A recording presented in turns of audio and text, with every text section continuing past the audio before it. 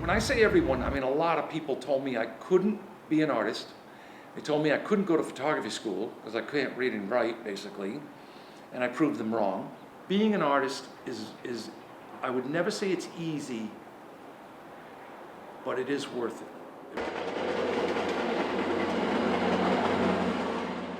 I started creating work where I wanted to create pieces where the sky was so big and the mountains were so big, but you were just feel really small. And it's not necessarily a scary thing, but it's just a comforting thing. You also kind of realize how small you are in this big giant universe. I've had a speech impediment since I was in the 3rd grade.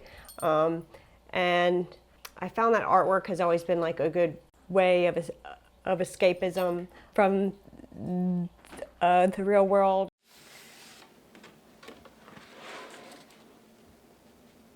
Bunny rabbit. Catholic school, I'd had enough after six years of it, 7 years of it, and then went to public school, and then I was able to be an art, call it a major. I was good at that because I spent my 4 years in the art room, just because it's where I wanted to be. My mother understood, my father didn't. He was like, you know, math and English, those are the things, the keys in life. And I'm like, yeah, you're right about that. But if you can't do it, then you can't do it. And it turns out, like after high school, I taught myself how to read, like after high school, because the big secret was I couldn't read.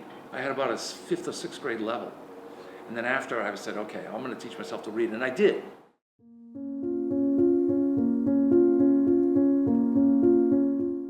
From years and years ago, from like high school, when I took photographs, and I'd go out and I'd photograph my dogs on, you know, on snowy rocks, or I'd photograph them along the railroad tracks, and I was just messing around with my new camera, trying to make it work in like 9th grade. I had a Minolta that I bought, and I was just trying to make the camera work, and I got really good feedback from it. I got show it to my teachers. I would show contact sheets to my teacher, and they'd be like 2 different teachers, 3 different teachers, and they'd be like, you're doing this. I'm like, this is only the 2nd or 3rd roll I've ever shot. So it came to me. I don't know why. It just did. Boy Scouts, I took a little camera on a trip. We went to all these really cool places, and I got to see all this really cool stuff. So I took a bunch of pictures on that. So that's how I sort of got into it. And my Boy Scout leader encouraged me. He says, you know what to do. Keep doing this. When Photoshop came out, I got a hold of it in 1998. It was 4.0, version 4.0. And it opened my world up. I stood over a guy's shoulder one time, and I looked at Photoshop, and I was like, you gotta be kidding me. I couldn't believe my eyes. It was magic. It was just magic. I jumped in. It was scary. I didn't know what I was doing because of dyslexia, but it turns out I adapted to computers beautifully. I have this weird memory where I could remember software. I have no idea how or why. Why can't I do a formula of math, you know, something simple, but yet I know in the depths of Photoshop where things live and reside and how to do that, and it's bizarre.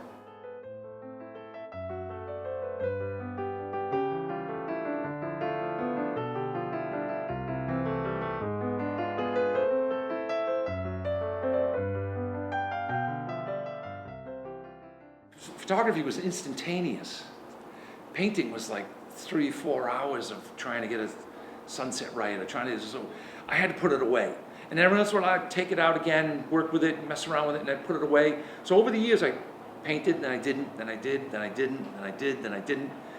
And then 5 years ago, I decided I want to do this. And so I would get home after work, after working on a computer and doing digital photography and video all day long, I'd mix one color, just one color, and I'd work until 9 o'clock at night or 9:30 at night until I ran out of that color. Then the next night I'd do it again. So now I was painting 7 days a week, and that's what changed everything. In 5 years I was able to do like 45 of these. And the first 25 are junk. You'd throw them right in the oven. I'm gonna throw them right in the fireplace, you know? But it's only been 5 years, so I can't wait to see where I'm going to be in 5 more years. I'm very curious about that. Like my attention to detail, my color theory, it's all coming.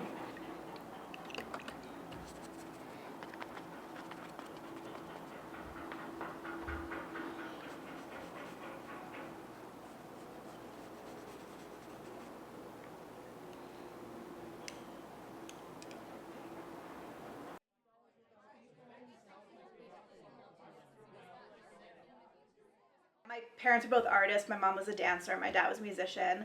My brother's a professional musician.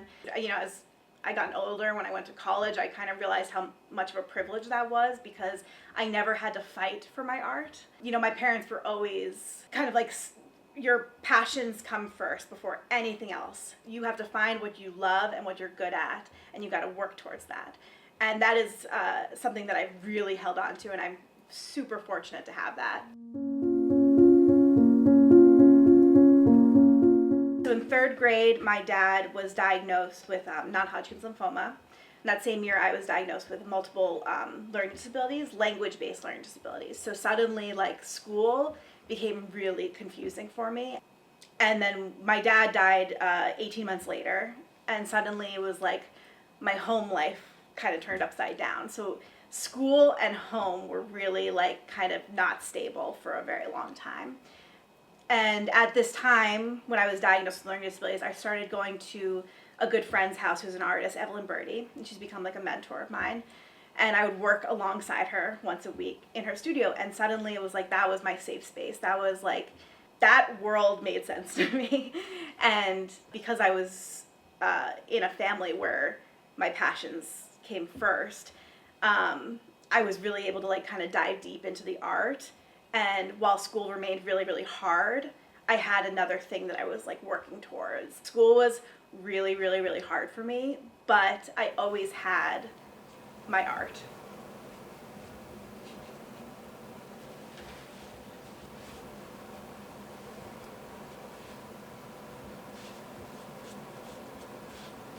I went to School of Visual Arts for undergrad for 2 years, and then I transferred to Mass Art. When I was in New York, I was kind of very manic. I would like go, I would stay up for like 3 days and like go to Central Park at like 3 in the morning and just wander around. And then I would be in bed for like 3 days. So when I was 22, I was diagnosed with borderline personality disorder.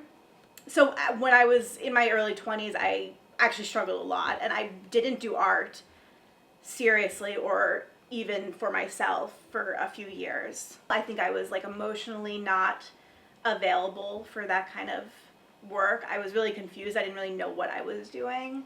I didn't know what it looked like to do art full time, and I didn't really have it in me to try.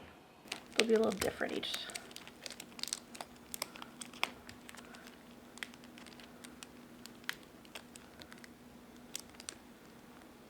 My work that I made up to that point in like high school and college was I was a darkroom photographer. That work was really important to me, but it was like dark in every sense of the word. I realized that what I needed to be making was art to make me happy, to bring me joy, to bring me light and color. So even if I'm feeling this darkness, which I still feel, I'm creating work that makes me happy.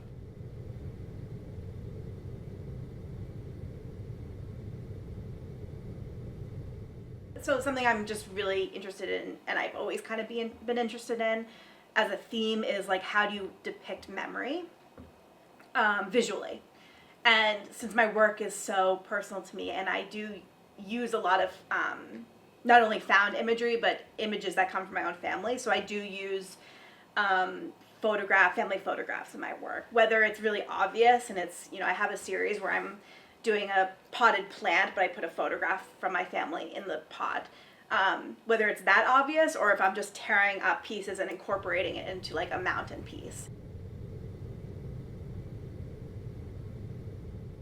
I do a lot of photocopies of my family photos because I like the idea of, within memory, like you're as removed from the original experience as possible.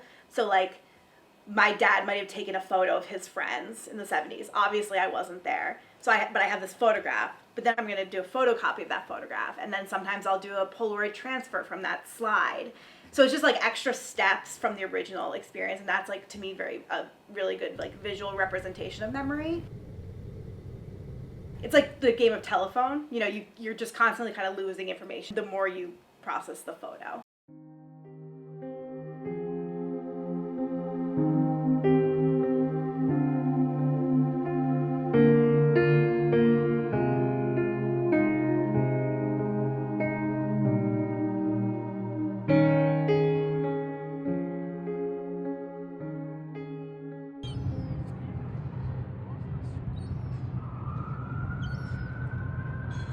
I grew up around a lot of animals. My family had a lot of pets, dogs, chickens, fish, different rodents, and I've just always loved animals.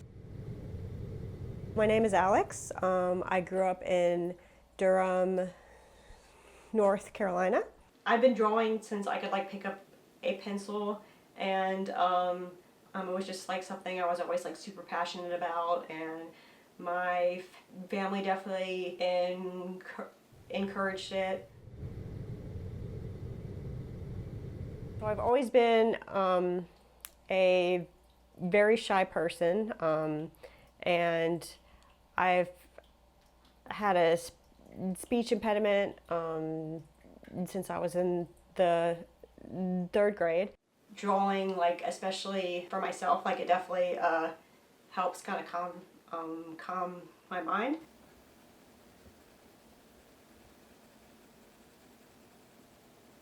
Art's just always been a way for me to kind of escape from like my feelings. Like when I'm feeling, it's always been soothing for me, just like a way of like escapism, and just like certain situations, like when my first cat Howie passed away, like I drew a portrait of him to kind of help bring me some comfort, with his passing. I feel like drawing a portrait of him definitely helped bring me comfort because he was my first ever cat, and that was a hard time.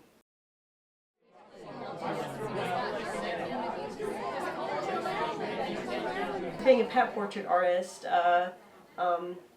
one of the things that's like most fulfilling to me is just seeing people's reactions when I give them a portrait of their pet, or when I draw their pet, like especially if like the pet has passed, and just like seeing the looks on their faces. It's just really fulfilling, and it's a very personal gift that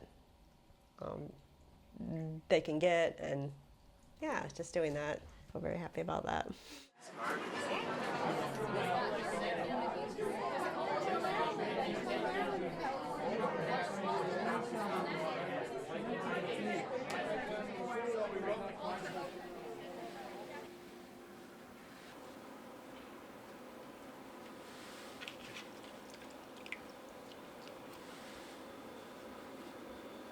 All my work, everything I do is art therapy. I don't create things anymore that don't have like a therapeutic side to it, even if it's not as obvious.